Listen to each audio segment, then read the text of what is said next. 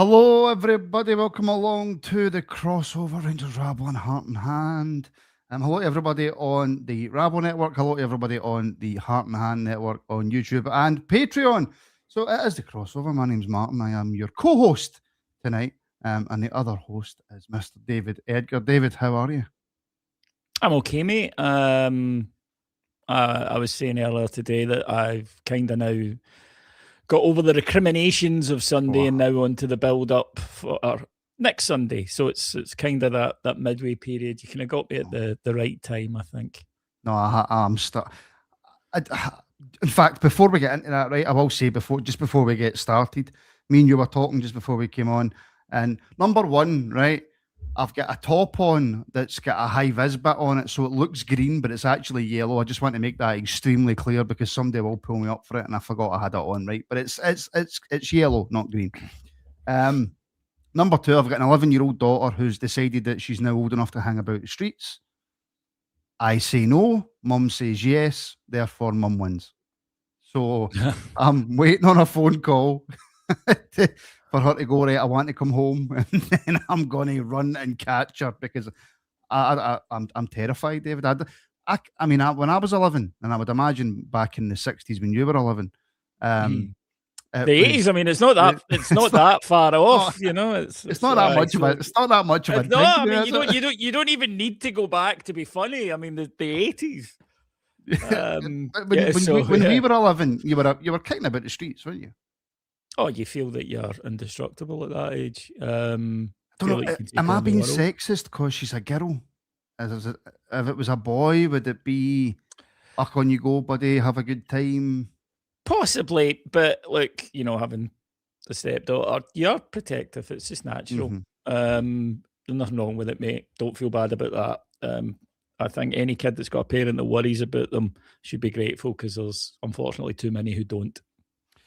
Well, I get into an argument with her because where we live, it's not posh by any means, right? But it's certainly not Fernhill where I grew up, right? And my daughter calls it the estate. Yeah, and rather than the scheme. And I've had to have conversations with her to say, stop telling people we live in an estate, please, because people already think I'm a millionaire. It's a scheme. There's no such thing as an estate, David. No, I mean there are, but it wasn't what I grew up in a scheme, and all the better for it. Wouldn't change it for the world, etc. No. But actually, that's a lie. I would change it if somebody had came and gave my parents £1 million. It would have been lovely, but they didn't. So, no, I think back. Anyway, let's talk Rangers. Let's talk Rangers. I think back to my days in the schemes, and that sounds really middle class, doesn't it? I think back to my days in the schemes. Oh, I loved it.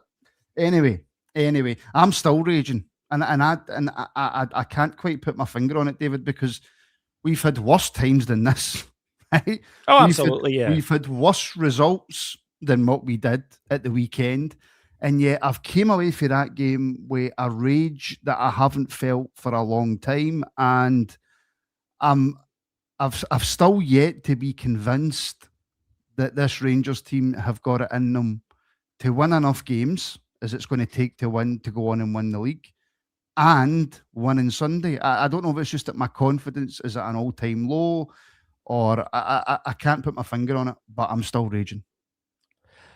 What I like to do sometimes, because right, there's always a difference between how you logically think about something and how you feel. And what you think, you can take on information and you can take on other points of view and stuff, and it can maybe alter how you think. How you feel is just how you feel. So I totally understand how you feel because I felt exactly the same way. I just felt really flat after it. And I think that how logically what I like to do after a game like this is speak to people who aren't, friends from down south or whatever, who are football fans, but no dog in it. I mean, they want Rangers to win for me, basically, but they've no dog in the fight. And what they said looking at it was, and I think correctly, if you give yourself a bit of distance, you're like, look, you've got the beating of them. You just need to see it out better next time. You're clearly the better side. You beat them the last time as well. They haven't beat us over 90 minutes so far this season. And they're right, but then equally it's the old fears we've had about this team about mentality because they panicked and they lost their way, they lost their heads, they stopped doing the things they'd been doing. So we're thinking, right, well, that's going to happen again. But it is because of the unique circumstances of the last 15 years, the size of club we are, etc. That we are. I mean, I've had people saying, I'm not confident for Sunday. And I'm like, really? Why not? And it is just a case of because, nice things don't happen to us. So I'm preparing myself mentally for disappointment, which I totally understand. As I say, that's logic versus feelings. Rangers have got better under Danny Rule, undoubtedly, from a very low position.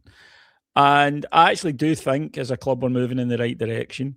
I think that we are growing. But it's difficult to see that when you're right close up to it. You need to be a bit further away. And I think if you were looking at a graph of how Rangers are doing at the moment, the graph's going upwards, but there are wee down ticks every now and then, of course. No graph goes straight up. And when you're in one of those down ones, it feels like the end of the world. And that's kind of, and I think just Sunday was so disappointing because of the manner of it. But they down turns seem to come when we get ourselves into a position to be able to do something, or we get ourselves into a position where, I mean, let's not kid ourselves. Before that game, I mean, many people are still making Hearts favourites, and in my opinion, probably rightly so. But there was many people saying, well, actually, the performances and results that Rangers are getting, barring one or two aside, Livingston, Motherwell, Hibs, are Rangers maybe, actually the favourites here? And as soon as even once that gets mentioned, David. Yep, it's happened for a number of years, and that's why we still do it. But look, it's not just us, it's Arsenal as well, down south, for example. Until you show you have the mentality to be a winner, people are going to question if you have the mentality to be a winner. And, Danny Rule can bristle about it all he likes, and the players can bristle about it. That's the reality. Until you win things, people will question if you have the mindset to win things. There's one way to solve it. It's win things. So now the question is, can they do that? It's hard for us as fans not to go, well, we know what happens because it's happened before, but it's different people, different players, different manager. So we need to see how they respond to it. Me personally, if it was me, I'd be looking at Sunday. I am looking at Sunday as a supporter, but if I was a player, I'd be looking at this going, right, chance to put it right immediately. This is brilliant. What an opportunity I've got ahead of me here. I'm going to go out and we're going to see it through this time. We're going to beat them. And then, that's how I'd be looking at it anyway. Yeah, but also at the same time, but the evidence suggests that the players won't do that. And I suppose if you're looking at it objectively, as it's very difficult for me to do, the first half, and this is a thing that's not really been spoke about that much. If you actually take the first half in isolation, that's probably the best I've seen us play for a long, long time. And we should be taking that into Sunday. But in my brain, I'm going, it's all about the second half. It's all about the second half. It's all about the fact that Martin O'Neill made either just a substitution or a slight tactical tweak. And Danny Rule either didn't know what to do or didn't feel he had to change it. He did change it. He responded to it. He just the deal of later on. Yeah, the players panicked. It's that simple. And that's the concern. They're so brittle. And that's why it's that's how we all feel. This is the way we feel, because it's a very understandable concern that they're so brittle. And you think, well, are they going to do it again if they get into a lead at the weekend? One thing I don't think's been really discussed is that both of these sides, Rangers and Celtic, are far more comfortable chasing than they are leading. And that's a new thing for them, unfortunately for us. But it was the same at the weekend. And, they've had a few comebacks. But even their second leg against Stuttgart, when the game's totally done, they are more comfortable chasing than leading.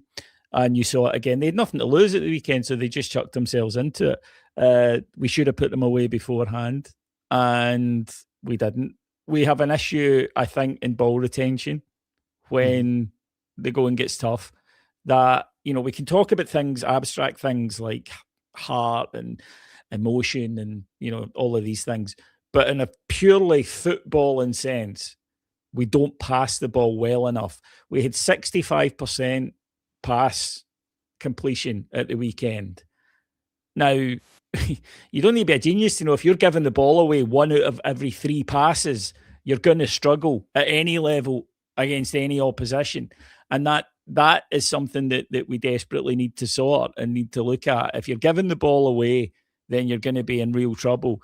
I do think we've got a leadership issue. I've said it before, and I think if you watch the weekend, the senior players are Butland, Raskin, Suter, etc., and their heads went, then that's going to spread to the rest of the side. That's just common sense. Equally, though, I'm not a great one for, well, this is it and it's not going to change, And I've seen this with people saying about, right, if we don't win at the weekend, Rule should be sacked. I saw Rule should be sacked on Sunday. And if what we are saying now is that any manager comes into Rangers and they get one shot at it and it needs to be pretty much perfect from when they start, then we're going to be looking through a lot of managers. The idea that managers can grow and learn is, again, not unique to us. And again, I'd point at Arteta down south, right? It can take time to get your ideas across, to get the players in you want to get it fully. Now, what you don't want is a manager who comes in and keeps making the same mistakes. That is a different thing entirely. And then we do need to have a conversation about it. But at the moment, as I say, I think Rangers are heading in the right direction, on and off the park. But we're not getting there quick enough. No. And I think that's the big frustrating thing for us as a support, because the league is very much there to be won. Yeah, and I get criticised quite a lot for my negativity. I'm a pessimistic person. I'm one of these people, David, we're 3-0 up with 2 minutes to go, and I'm saying, right, well, there's still 2 minutes to go. Right? I'm one of they kind of guys, right? And just because you criticise doesn't mean that you necessarily want the manager sacked. I can't believe anybody truly believes that Danny Rule should be sacked. I've seen the same sort of tweets and that you were talking about. To call for the manager to be sacked, I think, is absolutely incredible. No, back in the olden days when Rangers won the league, then Celtic won the league, then Rangers won 2, then Celtic won 2. Managers weren't sacked because they didn't win the league.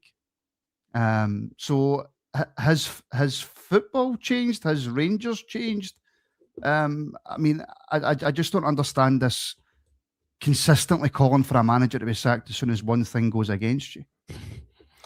I do. It's not unique to us. It's kind of it's not usual for Rangers supporters, though, is it? Look, we're not immune to social trends any more than anybody else is. It happens. It happens in social media. I'm sure I've went into the Neptune after a game back pre-social media days and said daft things. The problem is now that they're there, they were forgotten about, after that night back in the day, and you just got on with it and you were more sensible the next day, and people put an opinion up and then they feel they've got to double down on it. I mean, I'll get it sometimes when people say, you said this 6 months ago, you've changed your mind. I'm like, yeah, I have. More evidence has come to the fore. And therefore my mind has been changed by it. But some people, they really will not do that, and they'll stick to their first opinion. My view is that Rule is improving us. I think that with the addition of 3 or 4 players in the summer, we'll be a much better side. I think we need a right back, a centre midfielder, and another striker, and probably again another, dangerous wide player. And if we get that, we'll be a pretty good side next year.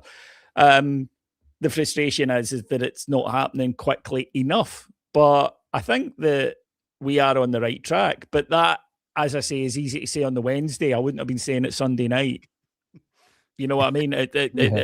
So I think that as a supporter, we have a right to be a bit irrational and emotional in the immediate, hours after a football match. That's perfectly acceptable and understandable. We're allowed to do that, and we're allowed to then, after a couple of days, calm down and look at things a wee bit more of an overview. But yeah, football's an emotional game. I don't understand when people get upset by people getting... what I don't like personally is performative opinions on social media, where you see people that are, for attention, are trying to say the most outlandish thing they can. That I don't like, but that's just me. But football fans, being Just angry about it, I was raging on Sunday afternoon, raging, absolutely bailing at the team, and was using words that I wouldn't use on the air because they're rude and there may be children watching. So, and I came home and I had a big huff for the rest of the day. Got up Monday, was still a bit huffy, but went, right, okay, give yourself a shake and get up and get on with it. Now, looking forward to Sunday. I think we'll win for what it's worth. I think Rangers will win this tie on Sunday. I might be wrong there.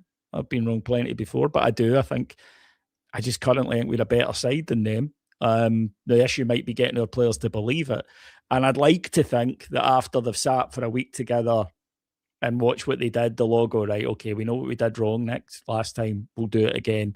We won't do it again, sorry. But yeah, I think that there are definite changes. I don't know about you. I'd play Giga ahead of Suter. Oh, God. I think Suter's form's cratered. I think he's been absolutely terrible since he came back from his last injury. I don't think it's coincidence we've started leaking goals with him in the team. He's usually in and around the crime scene when we do that. So I'd leave him out of the side.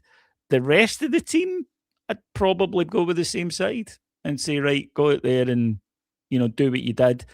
Be aware at some point in the game they're going to come at you. And when they come at you, this is what we do calmly. We don't start just booting the ball long, Jack. We don't start giving the ball away, Nico. What we do is we get it done. We play on the break. You've got the pace to hit. This is the ball that you play. I'd like to think we were doing all that. Sunday will tell me if we will. It seemed to me, and again, I'm not a tactician. There's other people involved in the rabble who know about tactics. I don't. I just see 11 men running about 22 men running about a football pitch, kicking a ball. That's basically. No, you were right the see. first time. If you're a Rangers, any football fan, I was going to say if you're a Rangers fan, you watch your own team. It's why when I watch a game that's not Rangers, I see 22 because I watched it. But when I'm watching Rangers, I am watching Rangers, and it's what we do. So that's why sometimes people will say to me, because I'll be critical of defending after a goal that we've conceded, and people will say, actually, it's a brilliant strike. And I haven't really noticed that. I've noticed him being out of position. I've noticed he never got across and made a block. So don't worry about that. We all do that. And I want to take the conversation if you can. In fact, firstly, what I will ask is on Sunday, as you're saying, you're absolutely raging, you're livid as a supporter, and obviously you're in the press gantry, so it's not that you can't stand up and shout and scream, but when you're in the press room after it, just for people maybe watching who always wondered what fan media is like and what it's like in the press room, how difficult is it? And I know, I appreciate you've got a lot more experience, you've been doing it for a long time now, but in terms of being a fan and the manager comes in and he sits there, how difficult is it as a supporter to put on that kind of sort of professional journalistic hat and ask questions? Very. I'm not going to lie. I mean, you want to just go, what the hell was that? And you want to go, these are bottlers and everything like that. And you do. And sometimes you just need to, what I'll do is I'll go, right, what am I going to ask? And I'll discuss it with whoever I'm with. And at the weekend, I was going to ask about mentality, and Stevie Four lads did, so I didn't. There's no point, otherwise you're just talking to talk, and I won't do that. Which is usually what he does, but yeah. I forgot you and him don't go on. I get on with everybody. So it's maybe everybody. You noticed that? Have you noticed that? I have noticed that. I've noticed that you got on with a few people better than you got on with me, right enough, which I find a wee bit. I got great with you. It's just that not very great though, just great. I'm hurt to hear this. I didn't know that. that was your perception of it. Is it because I called you a fanny when you said something stupid? No, because my daughter calls me a fanny and she's 11. Vicious personal abuse is how I express love, Martin.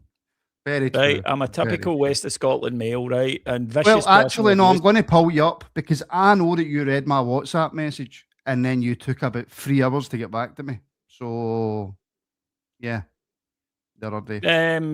Yeah, well, that's simple to explain. It's I forgot. I am one of these people. Exactly the same thing. I'll think I've responded because in my mind I've responded.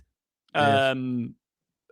And then I think I have. But what'll happen is, I'll be reading, and then one of the dogs, for example, will jump up at me, and I'm like, "Hey, it's a dog," and or a blue car passes out the window. I am that, bad. But yeah, you go in afterwards, and you're obviously simmering. And it goes the other way, by the way. See, after a really big win, you just want to go in there and you're beaming and you just want to burst into song, yeah. But what you need to do is just sit down and say, right, okay, what do I want to ask? What do the supporters want asked? And by that, I mean legitimate, not, Davey, you need to tell them, which is always, just you need to give them a row, basically, because they haven't won and I'm angry. And that's the whole, fan media don't ask the tough questions. We do. It's just that we don't rant and rave. Because, we just don't. It wouldn't be in any way beneficial to anyone to do that. But at the weekend, I wanted to ask about mentality. Stevie did, so I didn't come in after him with anything. And yeah, you're sitting there and you're raging. The only time I think that I've ever snapped was Russell Martin in the press conference after we lost to Hearts. And he said, well, we've got a lot of new players. And before I even thought it, I said, so do Hearts. Yeah, I remember. Because I just thought it was a bullshit excuse. So you have to he was not happy with that, by the way. No, he wasn't. I remember that presser. But it was legitimate questioning, and I think so long as you don't get over emotional, and you do, sometimes you do need to bite your tongue. Sometimes you are just sitting, absolutely fizzing. Sometimes you're sitting absolutely fizzing with the referee, for example, and you want to. So there's loads of stuff, but I'm not really, as you know, I'm not a ranter or a raver. I don't tend to do that so much these days. Just God bless getting older, and I suppose not having enough energy to do it very often. But I think you have to. Plus, the fact I know how I'm feeling at that point might not be how I'm feeling in 48 hours or whatever. So you have to take all that into account. The adrenaline's going, the blood's pumping and stuff. But yeah, watching the game back, sometimes you watch a game back and what you feel was different. It wasn't what we all felt watching the second half was correct. And that's why Rangers deserve criticism, because they panicked.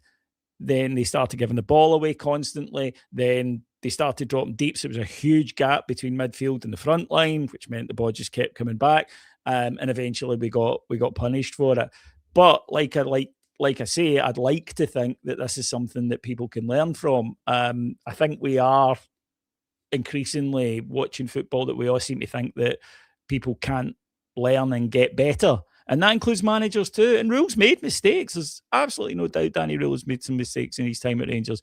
What I'm hoping is that he can build on it. And overall, as I say, the direction of travel is upwards. And there'll be less of these wee spikes doing I keep talking about. But it's very important that he wins on Sunday. I saw someone say it's very important for his future. It's an Old Firm quarter-final. Of course it's important. It would be important for anybody's.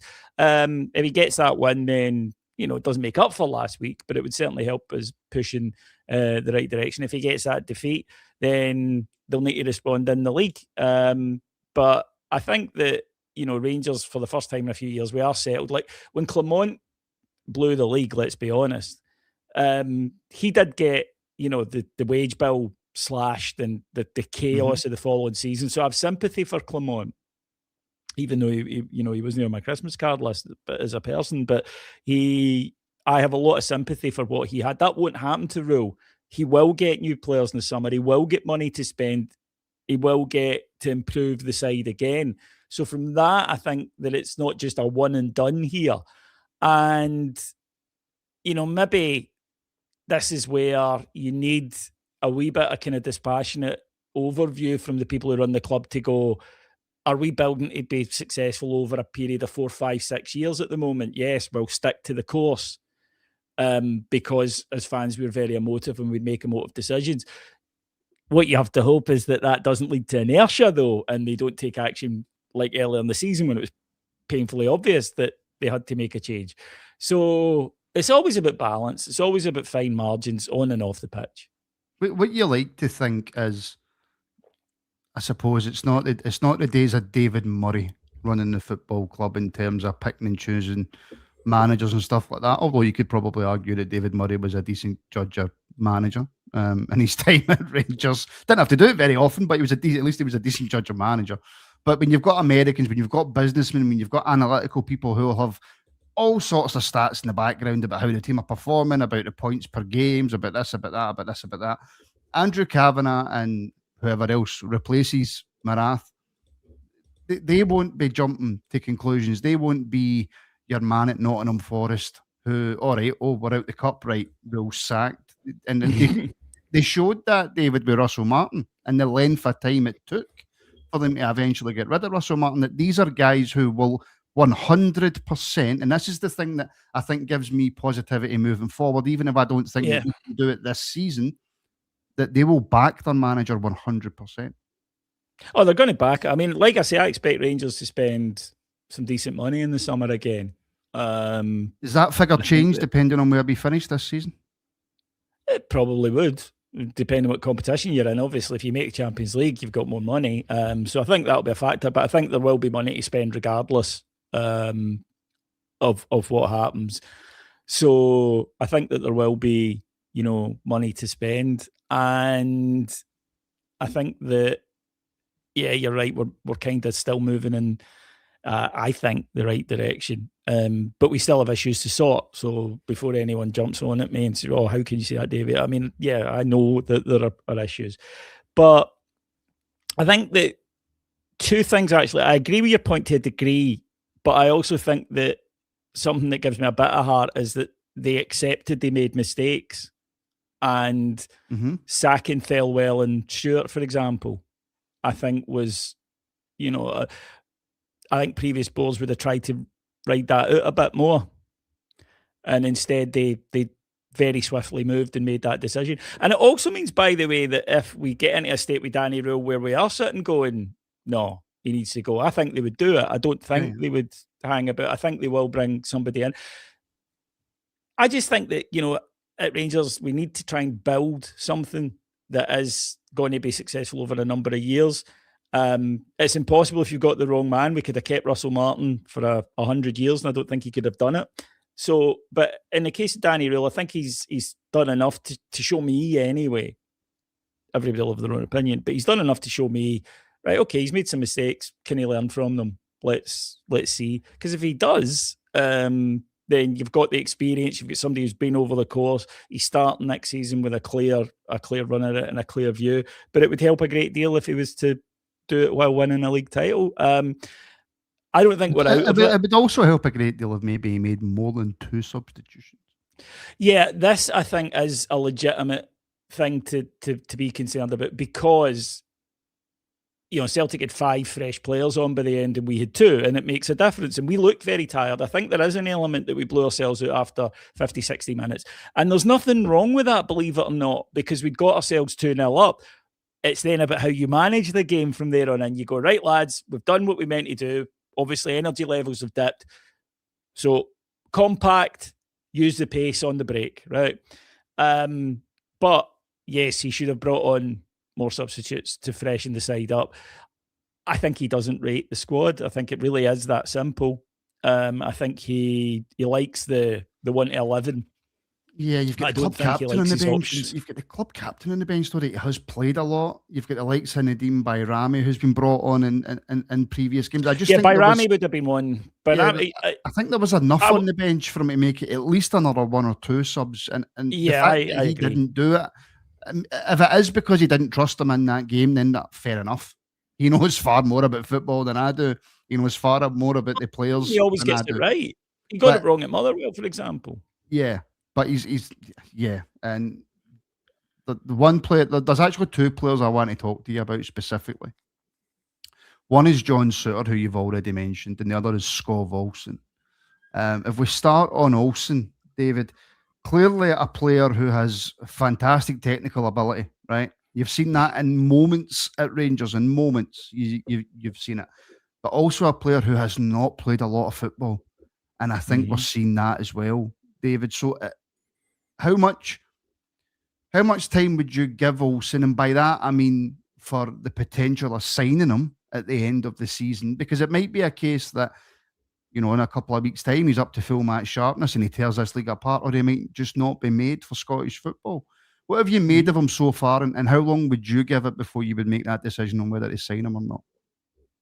Well, I think you can give it to the end of the season because you've got him till then. But you need to take into the account of, like, for instance, if we are completely out the league title with 3 games to go and he plays brilliantly when it's all relaxed, is that enough? So it depends on circumstances. I think, like most people, have been a bit disappointed with what he's brought. I think you can see ability at times, and you can see what he's capable of, but he doesn't do it enough, and he hasn't impacted the games enough. And given the fee, 8 million, that we would need to pay to keep him, I think he would need to do more to be around. What I would say is I would persevere with him because the potential output is bigger than the option, which is Ant-Man. But yeah, he needs to start showing it soon. Suter, as I say, has his qualities, but his form since he came back from injury has been dismal. I thought he was poor for the goal at Motherwell. I thought he was poor for the goals against Hearts. I thought he was poor for particularly the second goal at the weekend. He nearly knocked himself out for a diving header. Yeah, I think Livingston, he was poor. He looked all over the place. He doesn't look confident to me at the moment. I think he is aware he's playing badly, and it's in his head. So I would take him out the team. The other one, by the way, is Raskan. And, love Nico. I've got one of his shots up there because we sponsor him. But his form, just not good enough. He gives the ball away far too much. And you mentioned earlier, like, chasing after a ball. Nico sometimes can lose his discipline. And I don't mean by that he goes around kicking people. I mean, he then just charges after the ball. And it's not what the team needs. So he needs to improve as well. And I think that the issue, I don't think Nico's a good enough passer to be a number 6. I think he can be a number 6 if you want a kind of destroyer type. Yes. I agree. Because he's very good at that and finding the ball, ratting about and finding the ball and nicking it and starting you on an attack. I think he's very good at that. But if you're going to have somebody sitting there who's just making passes, I don't think we have that player, the one that gets mentioned all the time, because he's the identikit of what we need is a Stephen Davis type, somebody that's calm, always available to teammates to take a pass. And sometimes it is just about the wee 2-3 yard passes that get you going. And knitting everything together. We don't really have that type of player at the moment. And I think I look at the squad, I don't see that player. Much as I do like Connor Barron, I think we will need to buy in that player in the summer. But yeah, I think that for me at the weekend, I'd probably persevere with Raskan and say to him, but look, last week, you know what you did wrong, go out there and fix it. I would persevere with Skov Olsen. I would change Suter because I think that he's always had this thing, John Suter, that if he makes a mistake, it leads to a goal. Always. He's one of the unluckiest players in the world. Like, he never gets away with it. And right now he's making too many mistakes. I maintain that John Suter isn't part of a centre-back partnership that consistently wins your leagues and wins your cups. John Suter's I would agree with that. He's not that centre-back. And he's third or fourth choice, yeah. I agree with that. I honestly don't think he's good enough for Rangers at all, if I'm being brutally honest. But that's just my opinion. But he's obviously been given that contract extension, so he's going to be here. But we do have a question for you from Remy, and thank you very much for the super chat, Remy. David, would you put in a bid for the Motherwell player whose name I cannot pronounce? Maswanisi. That's the one. Yeah, I would. I think if your man, the manager, ends up at Celtic, he probably goes there. But yeah, I mean, I like him. I think he's a goal scorer. It is always the question, can they make the jump? And it is based on the back of one season. That's why I'm actually slightly surprised that the Motherwell manager has been linked. As exceptional as they've been this season, and they have, I am surprised that one good season at Motherwell would get you the Celtic job. In the same way, I'd be surprised if it got you the Rangers job. That shows you where they are, I think. Well, it does, and it shows you actually just where, Scottish footballers in general.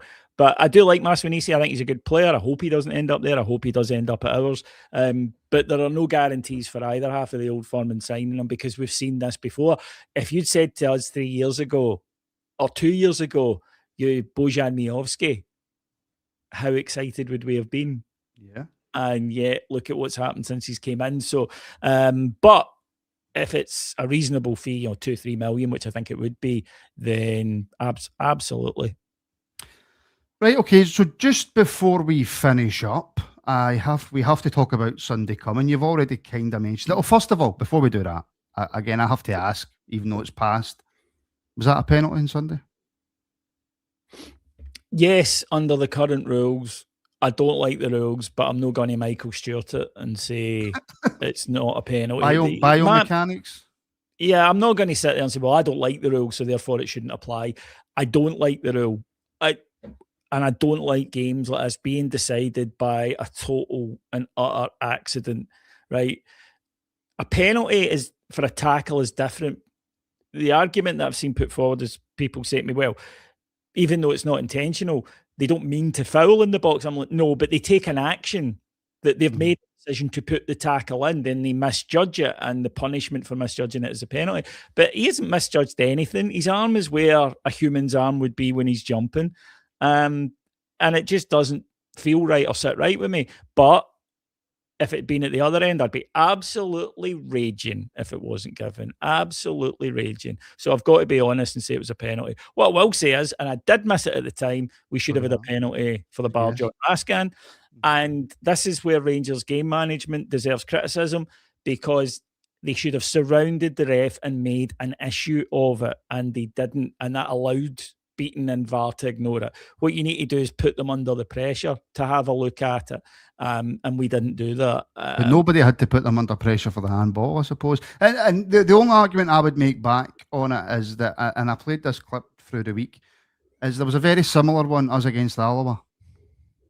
And Willie Collum was asked about it, and he said, yeah, we can support that being a penalty, but moving forward, we want the bar to be higher in terms of the proximity, even if it's going towards goal, the proximity of the ball to the player.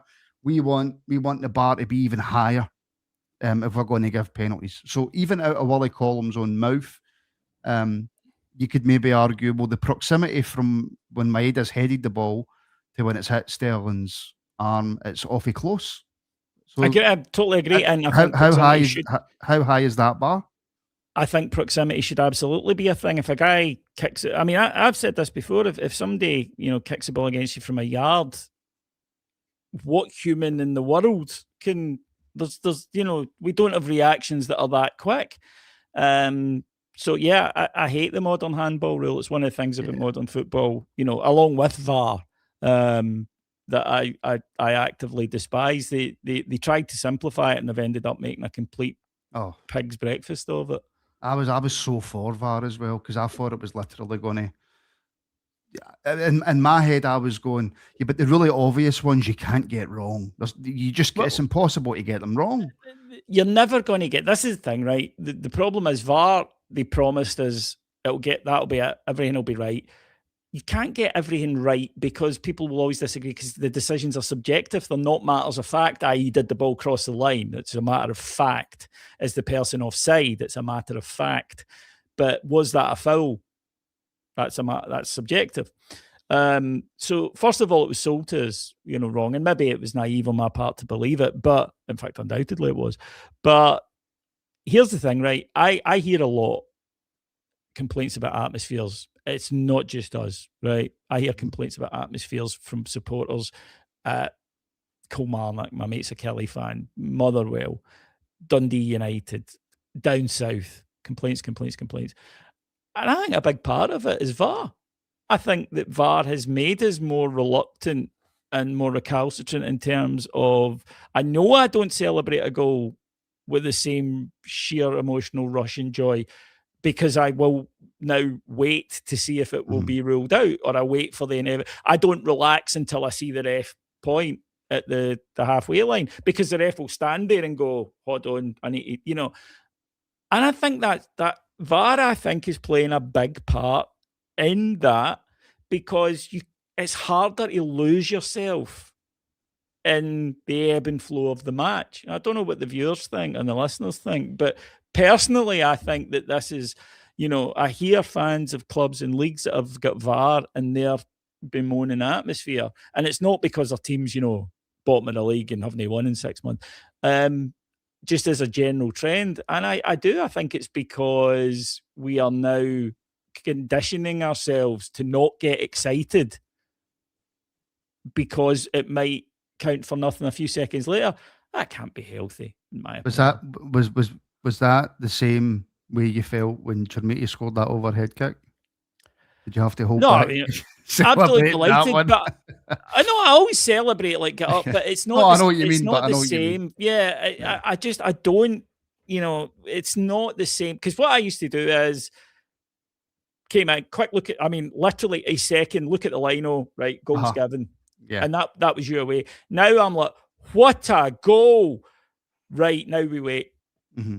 So even if the initial rush is the same, and I don't think it is. I think it has been lessened by VAR. But even if you still manage the initial rush, it's shorter because you now then sit and wait. And people say, but then when you see it's confirmed, you get that rush. It's not the same. It's delayed gratification is not the same as instant gratification, unfortunately. So yeah, I just don't like it. I'm a VAR convert, but the other way. I thought it would be good. I'm exactly the same as you. I was all for it. And now, see if they put a time limit on it. See if they said 2.5 minutes.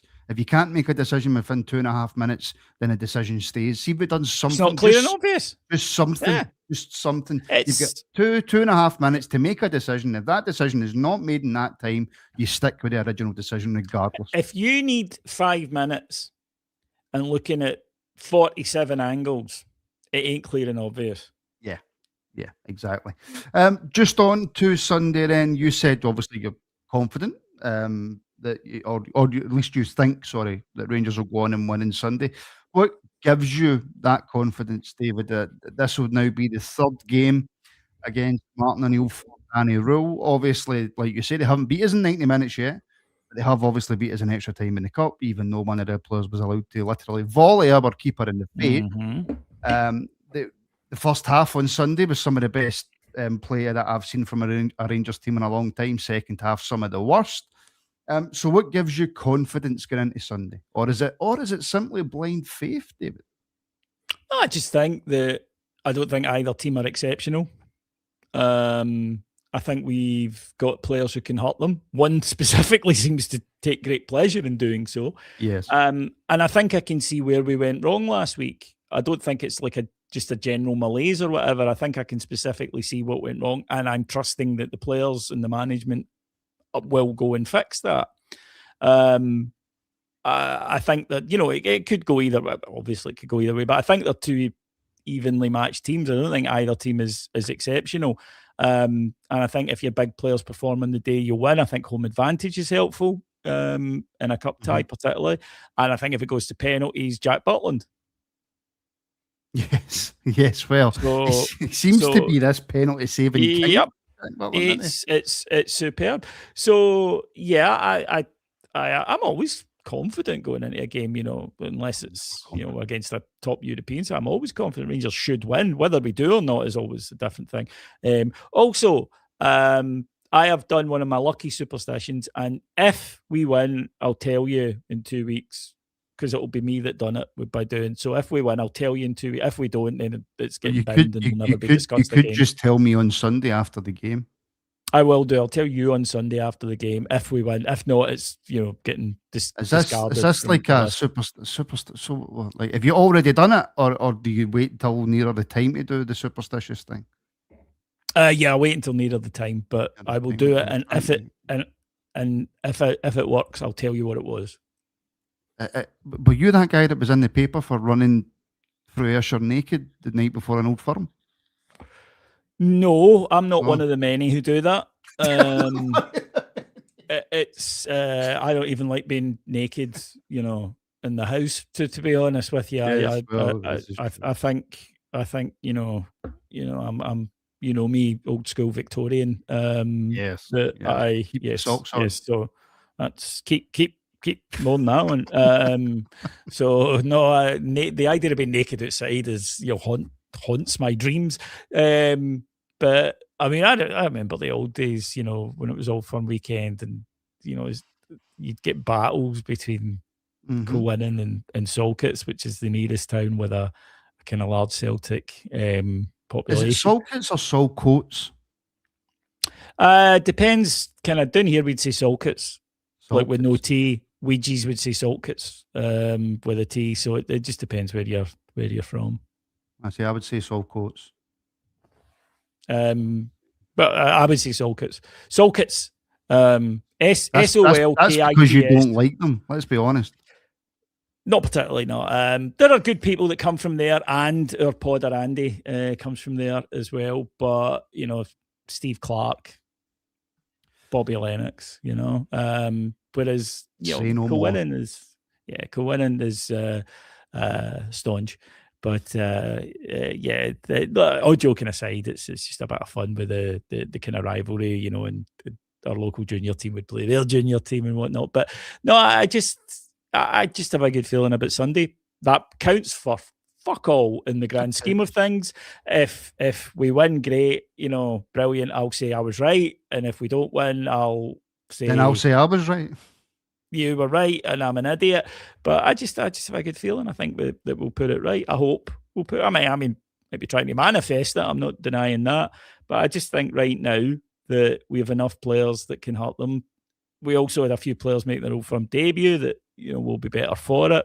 And as I say, I like to think that they will look at what went wrong. It's not one of these things where you need you need to be Arrigo Sacchi to figure it out.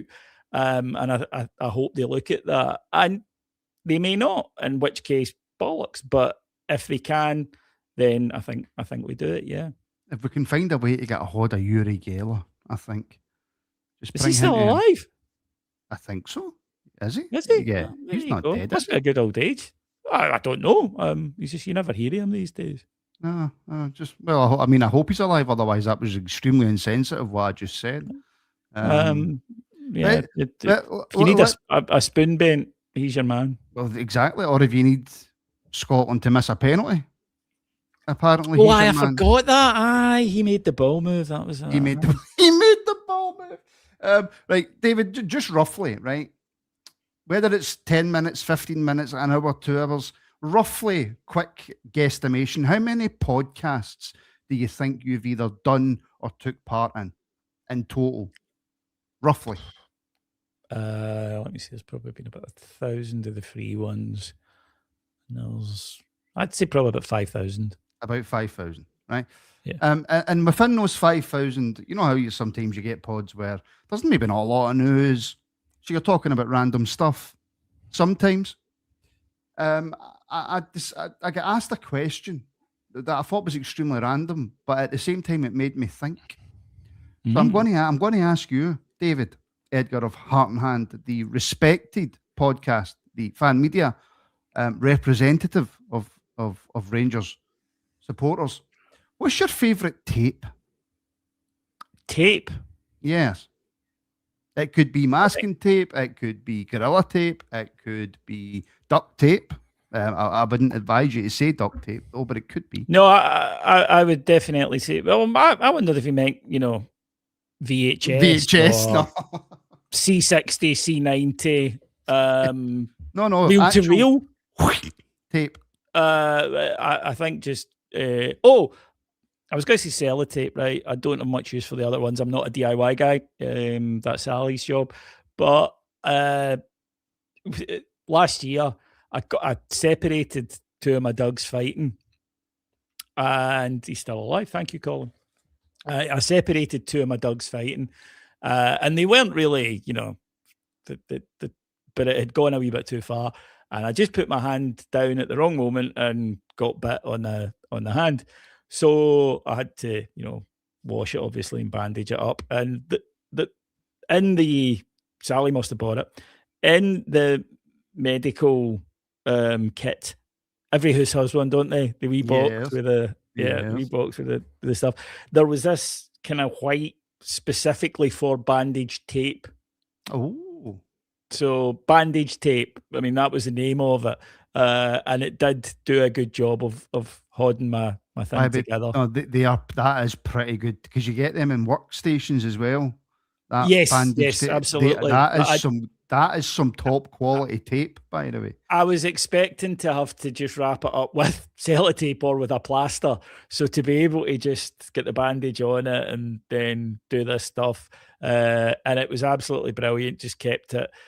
Plus, it's that stuff that sticks. Once you put it round, it just sticks. You just need to cut it, and it just almost folds in. So that's my favourite tape. And otherwise, I would say VHS. I was always more VHS than Betamax. Oh yeah, VHS was king. VHS was king. You know, people often ask me, Martin, why do Rangers not take you seriously?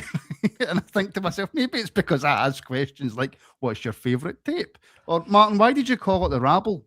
Well, there you go. There's your answer. What's your favourite? Yeah, I mean, the Rabble probably, looking back, was not your finest decision. But hey, look, as I said earlier, we make mistakes and we learn from them. It's part of being human.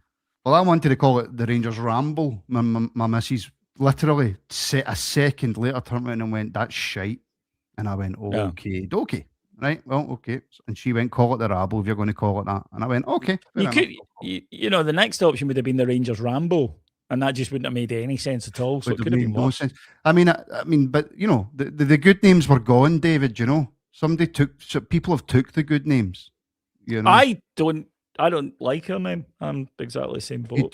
You don't like it? No, not particularly. No, if I would, it wouldn't have been. Do you think you could ever change it? Probably, but I think that we've got people know what it is now, so it would be a bit silly to do it. But I'd have preferred something simpler. But what happened was, literally the first week it was coming out, the guys from the production company had said, we need a name, and I'd forgotten. Mm-hmm. And they then got back, to me and said, this is going out in an hour. We need a fucking name. And I emailed all the lads that were on the show at the time, Big Scott, Mark, Fraser Martin.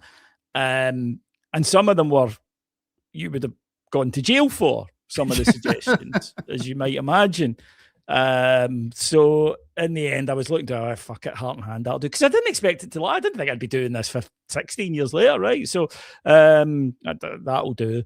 But yeah, looking back, I would have preferred something a wee bit more obvious, that you would know what it is straight away with it, needing it, particularly explained. I'd have liked something that was just, I don't know, But the Rangers podcast is probably a bit dull. But I suppose. But it gets to the point. But then people would go, the Rangers podcast, is it Queen's Park Rangers?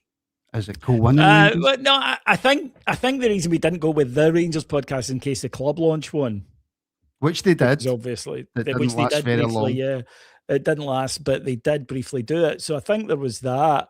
But I wish I did something that was even, maybe even referencing a player or whatever, something along those lines. But there's no perfect one. The best one actually was "We Are the People," and it was already taken. Todd, yes, my buddy Todd, he'd already. We Welcome used the it. Chase is quite a good name, but I suppose it's that's a good one.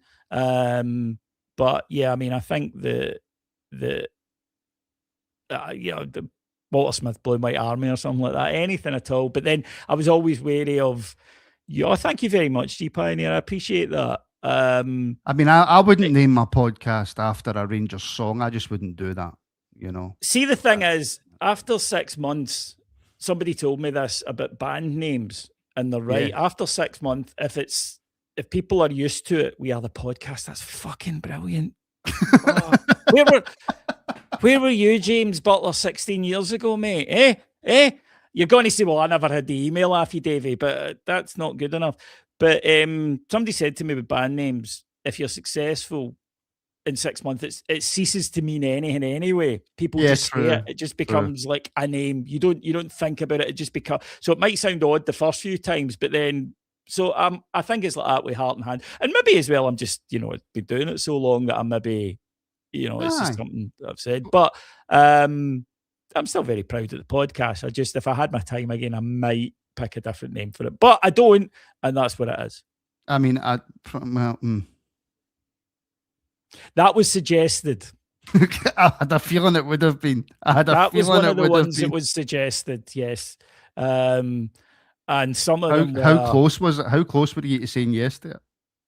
Oh, the production company where would have put their foot down on it, but I think that no, I was sensible. They were not. Yes. They had an awful lot of fun with it, but I think it was Fraser Martin's actually suggesting he's like Heart and Hand, and I was like, yeah, okay, Heart and Hand.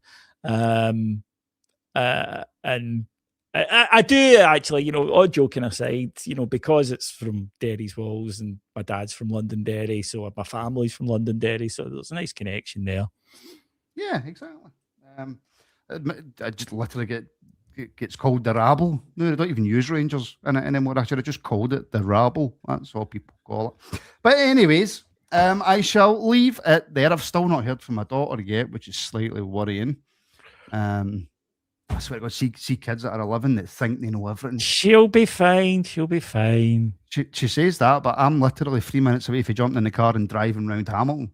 That's that wouldn't that there's nothing wrong with that either, mate. As I say, a parent caring for their kid is not anything to be embarrassed about. And I know what I'm like, by the way. See if I can't find one of the Dougs. Mm-hmm. I'm like, where's Daisy? And I go at the back and I look, she's, up a tree or something, and I'm like, didn't hear you. I was panicking there. So no, I do understand. Well, see, my oldest dog, Teddy, right? When we went to Northern Ireland to get him, actually. And lovely. When I wanted to call him Brian, right? What a brilliant name, Brian Griffin. Yeah. That's superb.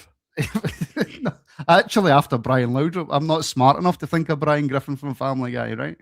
And then I wanted to call him Gaza, but my missus wouldn't let me go with a Rangers name, which I thought was extremely unacceptable. However, I managed to wing her down to Teddy, as in the Teddy Bears.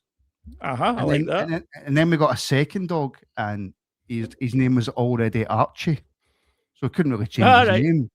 Archie Knox. So I thought, I've got two dogs with a Rangers names. I'm happy with that. Anyways, I could talk every dog down here. Yeah, every dog down here is called Cooper or Alfie. Right. I'll tell you a joke. I'll tell you a joke about dogs when we're finished. I can't tell it on here because I will get in so much trouble. Fair.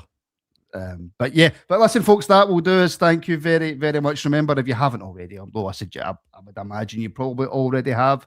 If you haven't already checked out Heart and Hand on Patreon and / or on YouTube, as I know now that the memberships for Heart and Hand are also available on YouTube. For those of you who aren't a fan of Patreon, if you go over to Heart and Hand, you can join up now, and of course you can join up on the Rabble as well. The join buttons below. And to people who listen to this on Heart and Hand Patreon, hello, we're the Rabble, we're here. Hello. But yeah, folks, that will do us for this evening. David, mate, thank you very, very much as ever. An absolute pleasure, mate. And as I say, hopefully we bit happier the next time we're on.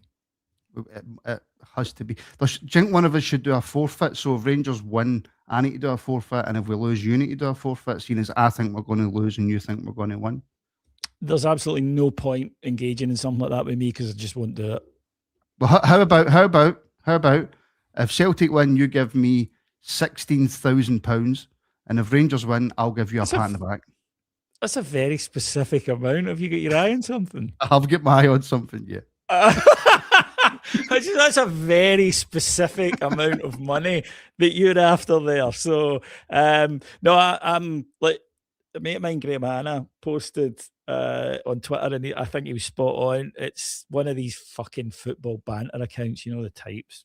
Hate them. Yes. But one of them had posted, here's this big Birmingham fan, and he's on his stag weekend, and his mates have made him wear an Aston Villa strip.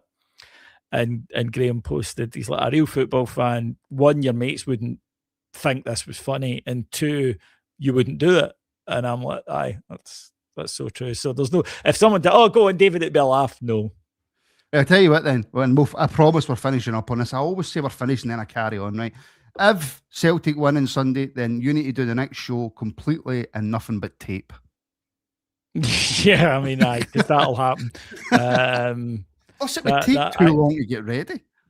Also, yeah, I'm old school. I'm not one of these people who shaves their body. If I took my jumper off, you couldn't tell I had taken my jumper off. I'm a very hairy individual. So, ironically, apart from up top, and we all know as men how sore it is when you rip off a plaster and it takes some of your leg hair. So there's no danger I'm doing it for my whole body. What you're talking about being hairy? What do you think of what I've got going on? I'm very jealous, obviously. Yeah, well, I mean, obviously jealous. Yeah, but do you think I should keep it growing at sideburns? I no, I'm always keep it tidy. You don't want to end up looking like a rhododendron bush. Too late. So I would always keep the beard tidy. But no, I mean, somebody said to me about somebody's haircut. They went, "Oh, look at his haircut, it's ridiculous." And I'm like, I cannot comment on that. I have lost all hair criticism privileges. Yes, well, that's just true. Sasquatch buffet, yes, Sasquatch. Right, folks, we shall hopefully be back in another couple of weeks' time with, like I say, a more positive show, hopefully, on Sunday. As I say, David, thank you very much. Thank you to everybody who's tuned in. Check out Hartman, check out the Rangers Rabble. And I've got the wrong outro set, so I'm just going to pad for a few seconds. And we shall speak to you very, very soon.